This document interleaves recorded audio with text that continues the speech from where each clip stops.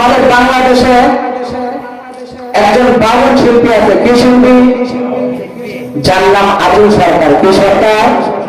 কথা বলেন কি সরকার? আবুল সরকার। এই কুলাঙ্গারের বাচ্চা খারাপ আল্লাহকে নিয়ে কত বড় একটা বিচ্ছিন্ন কথা বলেছে, যা মুসলমানের জবাব এই কথা তৈরি হতে পারে না। কি বলে জানেন? যে আবুল সরকারের ব্যবসা হচ্ছে মহিলাদেরকে নিয়ে মঞ্চে নাচানাচি করা, সেই আবুল সরকার আল্লাহকে নিয়ে কটাক্ষ করে কথা বলেন ঠিক না? আবুল সরকার কি বলে জানেন? তা আল্লাহ নাকি কথা আগা মাথা নাই। নাউজুবিল্লাহ বলেন না কেন?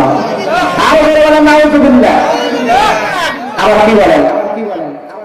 আল্লাহ তাআলা পৃথিবীর জমিনের ভিতরে তো সবকিছু সৃষ্টি করেছে, এটা আমরা মানি না?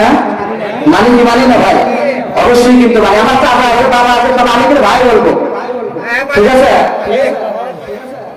এখন এই আবুল সরকার বলে কি যে আল্লাহ তাআলা সৃষ্টি করেছেন, আসমান জমিন বানাইছেন এবং আরশে আযম বানাইছেন। আবুল সরকার কি বলে জানেন? তাই এক আল্লাহর জবানটা কয় কথা বলে? নাউজুবিল্লাহ বলবেন না? বাংলার জমিনের ভিতরে দুই টাকার বাউল হয়ে আল্লাহকে কটূক্তি করবে। এই দেশ শাহজালালের দেশ, এই দেশ শাহ মাধ্যমের দেশ, এই দেশে আযানের মাধ্যমে সূর্য উদিত হয়, এই দেশে আযানের মাধ্যমে সূর্য ডুবে যায়। এই দেশের ভিতরে থেকে আবুল সরকার আল্লাহকে কটূক্তি করবে, মুসলমান সহ্য করতে পারবে না। আমরা দাবি করছি আবুল সরকারের ফাঁসি দেবো করছি। কথা বলেন ঠিক কিনা?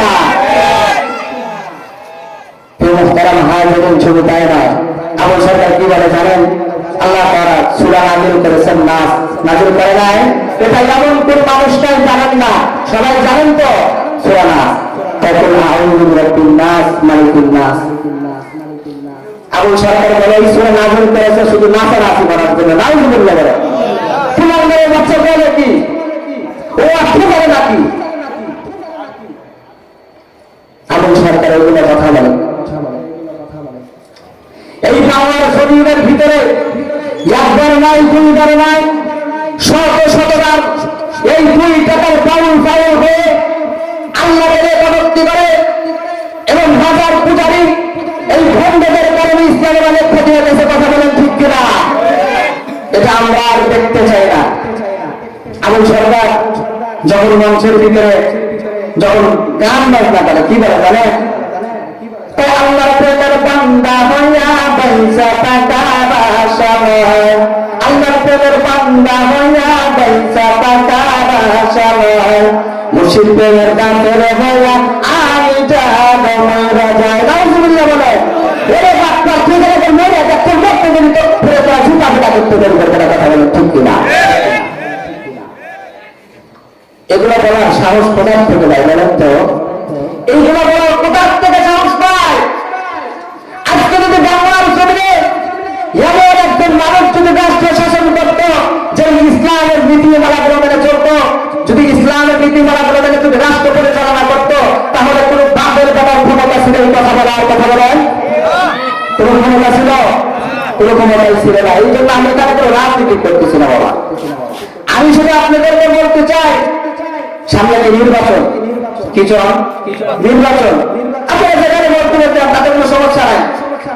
আমি আপনাদেরকে বলবো না আপনার জামাত ইসলামকে ভোট দেন, আমি আপনাদেরকে বলবো না আপনার হেফাজতকে ভোট দেন, আমি আপনাদেরকে বলবো না আপনারা চরমরাইতে ভোট দেন, আমি আপনাদেরকে বলবো না আপনারা বিএনপিতে ভোট দেন, আপনারা যেখানে ইচ্ছা সেখানে যান।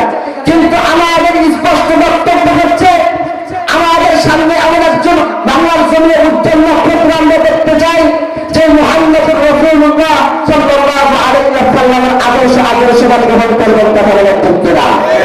যেই দলই যাক না কেন, রাসূল সাল্লাল্লাহু আলাইহি ওয়াসাল্লাম যে কথাগুলো বলেছেন, এই রাসূল সাল্লাল্লাহু আলাইহি ওয়াসাল্লামের কথার ভাষ্য মোতাবেক এই রাষ্ট্র পরিচালনা করতে হবে।